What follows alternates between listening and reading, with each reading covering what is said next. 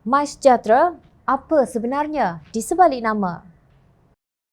MySejahtera dimiliki sepenuhnya oleh kerajaan dengan Kementerian Kesihatan Malaysia KKM sebagai pemilik utama, termasuk semua data yang diterima MySejahtera. Kerahsiaan data adalah terjamin dan KKM akan sentiasa memastikan aspek ini tidak dikompromi, kata Menteri yang jaga COVID-19 Khairy Jamaluddin.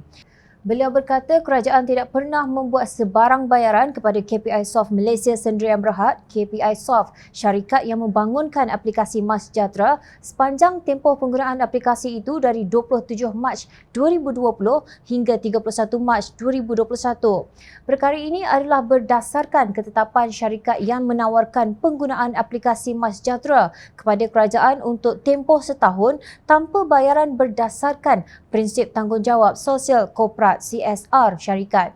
Sejak dilancarkan, pengguna aplikasi MySejahtera adalah melalui pendekatan perisian sebagai platform perkhidmatan atau Software as a Service SaaS. Setelah tamat tempoh CSR tersebut, kerajaan pada 31 Mac 2021 bersetuju supaya perkhidmatan MySejahtera diteruskan, katanya dalam satu kenyataan. Khairy memberi jaminan bahawa data MySejahtera adalah di bawah KKM sejak ia mula digunakan. Penggunaan dan pengurusan data MySejahtera perlu mematuhi Akta Pencegahan dan Pengawalan Penyakit Berjangkit 1988-Akta 342, Akta Perubatan 1971 dan Piawaian Antarabangsa. Sehubungan itu, data aplikasi ini tidak boleh dikongsi oleh KKM dengan mana-mana agensi kerajaan mahupun swasta, tegas Khairy. Beliau berkata demikian dipercayai sebagai penjelasan kepada kenyataan Pengerusi Pakatan Harapan Datuk Seri Anwar Ibrahim yang meminta kerajaan memberi penjelasan berhubung keputusan menjual MySejahtera kepada syarikat swasta. Anwar merujuk kepada sidang Jawatankuasa Kira-Kira Wang PAC yang dipengerusikan oleh Ahli Parlimen Pakatan Harapan Ipoh Timur Wong Kah Wah pada 24 Mac lalu yang membangkitkan persoalan tentang penjualan aplikasi pengesanan COVID-19 kepada sebuah syarikat swasta.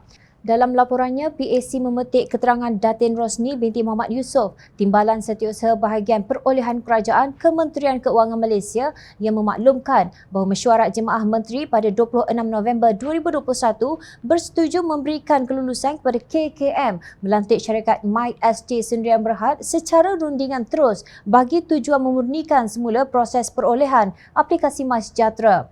PAC berkata KKM perlu melaksanakan due diligence terhadap syarikat yang hendak dilantik. PAC membangkitkan persoalan bagaimana pemilikan aplikasi MySejahtera dipindah daripada KPI Soft Malaysia Sendirian Berhad kepada MySJ Sendirian Berhad. PAC berpandangan bahawa pelantikan secara rundingan terus kepada sebuah syarikat baharu tidak harus berlaku dan sekiranya KKM ingin memberikan kontrak tersebut kepada mana-mana syarikat yang lain selain KPI Soft, maka KKM perlu mematuhi segala tata cara perolehan yang telah pun ditetapkan, sama ada secara rundingan terus dengan kebenaran daripada Menteri Keuangan, tender terbuka ataupun sebut harga.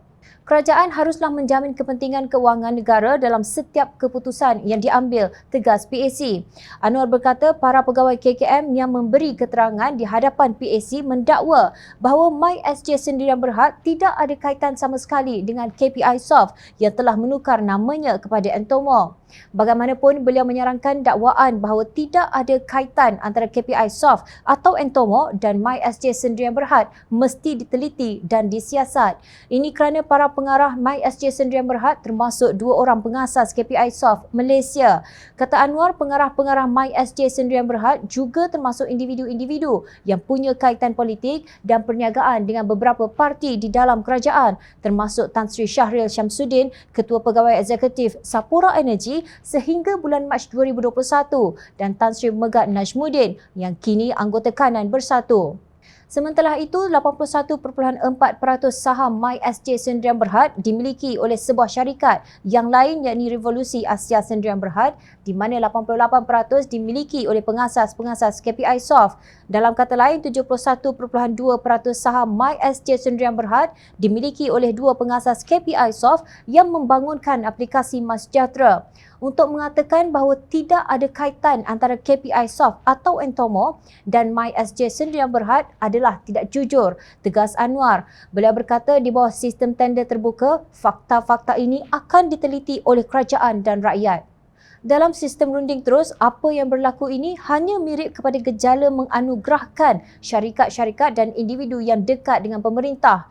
MySJ Sdn Bhd termasuk pengarah-pengarah yang mempunyai pengetahuan dan kepakaran dalam mengurus pengoperasian, perisian atau teknologi maklumat tidak jelas dan menimbulkan kebimbangan tentang logik menganugerahkan aplikasi ini secara runding terus, ujarnya. Justru Anwar mempersoalkan mengapa MySJ Sdn Bhd menjadi satu-satunya syarikat yang mengimbangtara dalam rundingan terus untuk projek tersebut.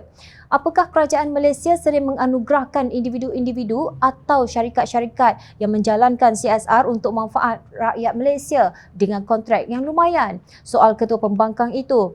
Menurut perjanjian antara MySJ Sdn Bhd dan Entomo, MySJ bersetuju membayar Entomo sebanyak RM338.6 juta untuk harta intelek dan lesen perisian, kata laman sesawang Kod Blue.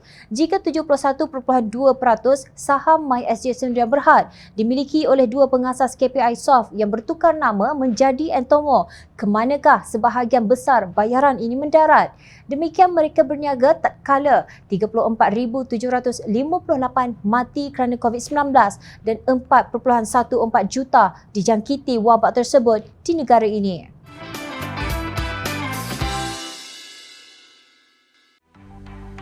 Mencari maklumat dan berita politik yang bebas, kupasan yang tepat, panas. Dapatkannya secara eksklusif hanya di Jom Channel. Komitmen kami, pentasan berita Isnin hingga Jumaat. Berbicara dan isu semasa, kami garapkan secara langsung. Panel-panel berkaliber dan profesional.